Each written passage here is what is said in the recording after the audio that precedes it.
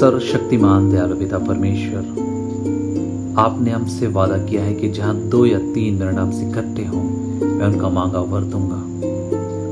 इस समय हम सपरिवार आपके पवित्र वेदी के निकट आते हैं, हमारे मनों को शुद्ध कर कि आत्मा की सच्चाई से हम आपकी आराधना स्तुति कर सकें, हमारे प्रभु यीशु ख्रिस्ट के द्वारा।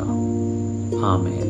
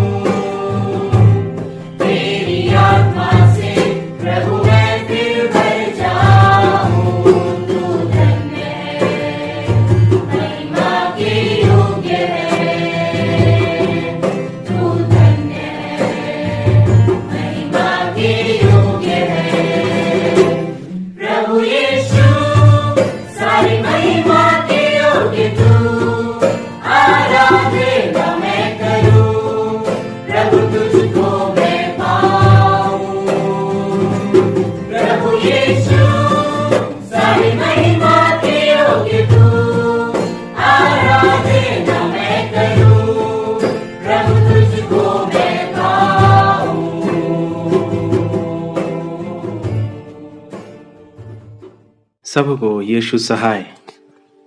आज का दिन यहोवा ने बनाया है और परमेश्वर को हम धन्यवाद दें कि आप और हम और मैं हम सभी जीवित हैं। परमेश्वर का अनुग्रह है कि आज के दिन हम देख पाते हैं। प्रभु के वचन में जाएंगे। आइए दुआ करें। सामर्थ्य पिता, इस समय तेरी उपस्थिति मांगता हूँ यीशु मसीह के नाम से। पिता परमेश्वर, इस समय जितने भी लोग प्रभु इस कार्यक्रम को देख रहे हैं, प्रभु जी तेरी आत्मा की उपस्थिति को महसूस करने पाए।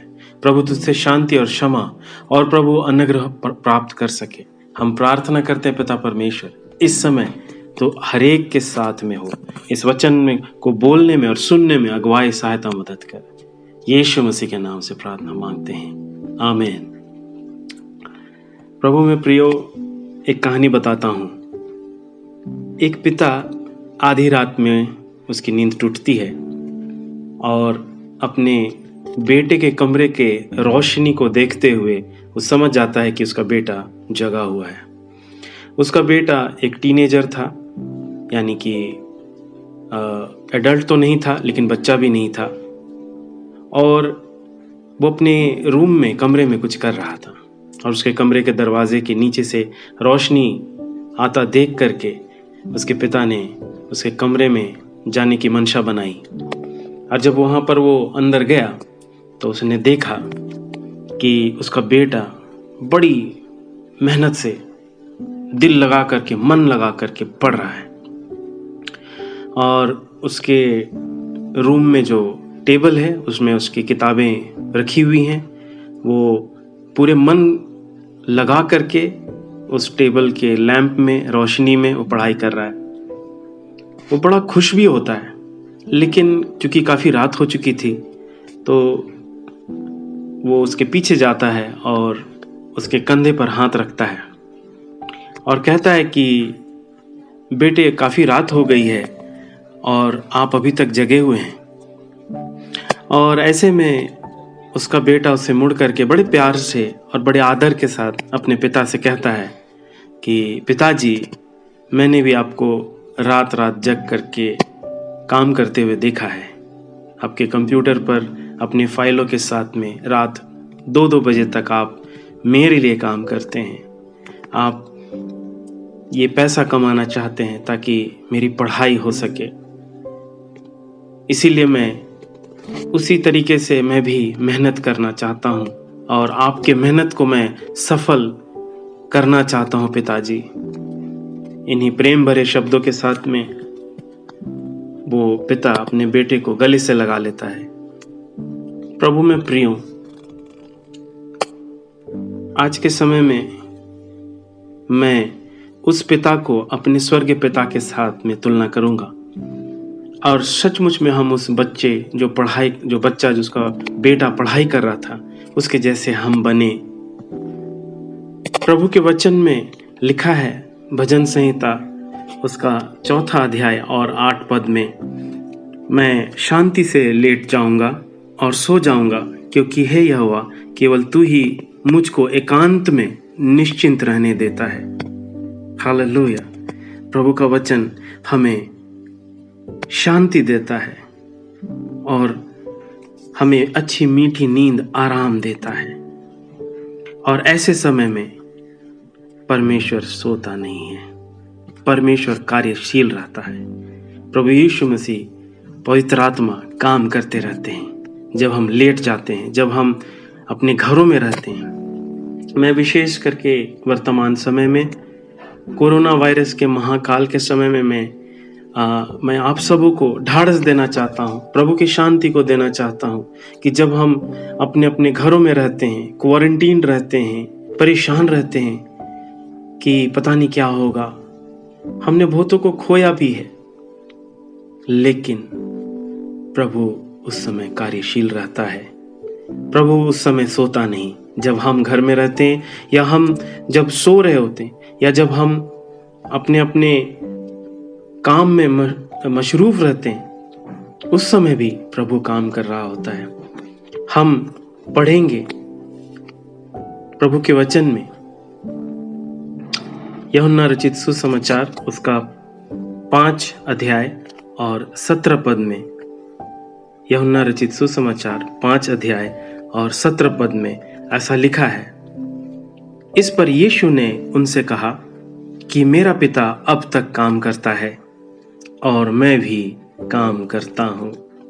प्रभु में प्रियो, ये समय है कि हम अपने परमेश्वर पर, अपने प्रभु यीशु मसीह पर हम भरोसा करें,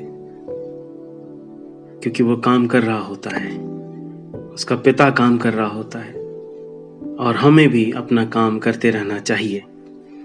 और वो काम है प्रभु पर निश्चिंतता के साथ में विश्वसनीय रीति से भरोसा करना। That God is always working for us. वो हमेशा कार्यशील रहता है।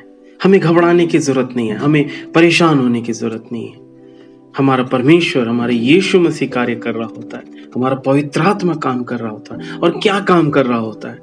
आपको वो बचाता है, आपको वो प्रोटेक्शन कर रहा होता है, आपकी सारी जरूरतों को पूर्ति कर रहा होता है।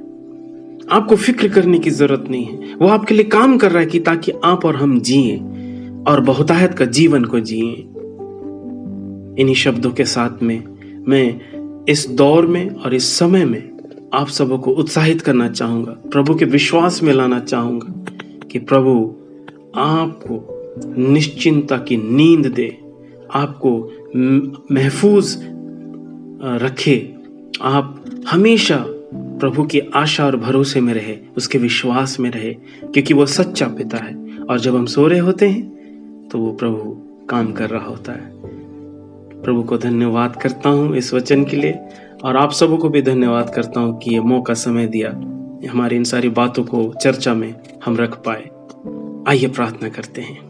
हालेलुया। जीवित पिता, मैं इस समय इन श्रोताओं को प्रभु जी, अपने प्रियजनों को प्रभु, जो ये वीडियो देख रहे हैं, सुन रहे हैं प्रभु, हम विश्वास करते हैं कि पिता, जब हम सोते हैं, जब हम क्वारंटीन रहते हैं, प्रभु तो कार्यशील रहता है, तो हमारी हिफाजत करता है। अब्बा पिता, हम आपको धन्यवाद करते हैं प्रभु जी।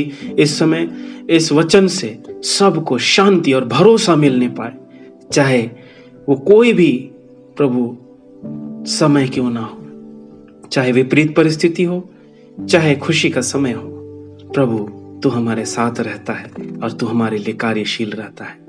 हम आपको धन्यवाद देते हैं, यीशु मसीह के नाम से आपको धन्यवाद अर्पण करते हैं पिता। उद्धारकर्ता मसीह यीशु ख्रीस्त के नाम से प्रार्थना को स्वीकार कीजिए, आमेन। सबको बहुत बहुत धन्यवाद। यीशु सहाय।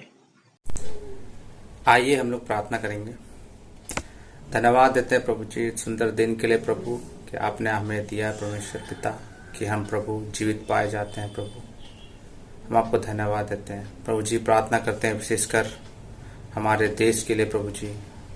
हमारे देश में जितने भी लोग हैं प्रभु, उनको आपके हाथों में सौंपते हैं। जितने भी प्रभु जी नेतागण है परमेश्वर पिता, उनको आपके हाथों में सौंपते हैं प्रभु। जितने भी प्रभु जी प्रशासन को चलाने वाले लोग हैं प्रभु, उनको आपके हाथों में सौंपते हैं प्रभु जी।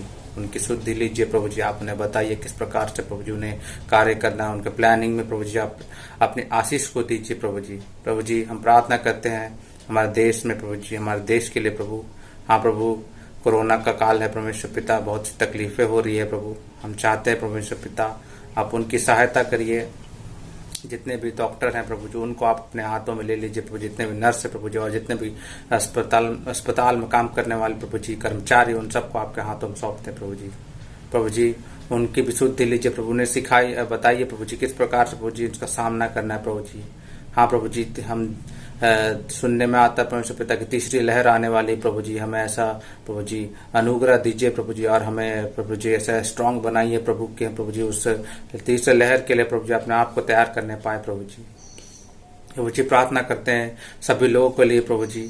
जितने पढ़ने लिखने वाले बच्चे, उनको भी आपके हाथों में सौंपते हैं। और प्रभु जी बहुत से प्रभु जी जरूरतमंद लोग हैं जिनका प्रभु जी हम नाम नहीं जानते प्रभु, उनको भी आपके हाथों में सौंपते हैं। और ये प्रार्थना यीशु मसीह के नाम से मांगते हैं, आमीन।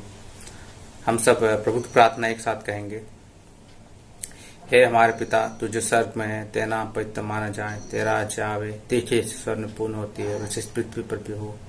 हमारे दिन भर की रोटी आज हमें दे, और हमारे अपराधों को क्षमा कर जैसे हमने अपने अपराधियों को क्षमा किया है।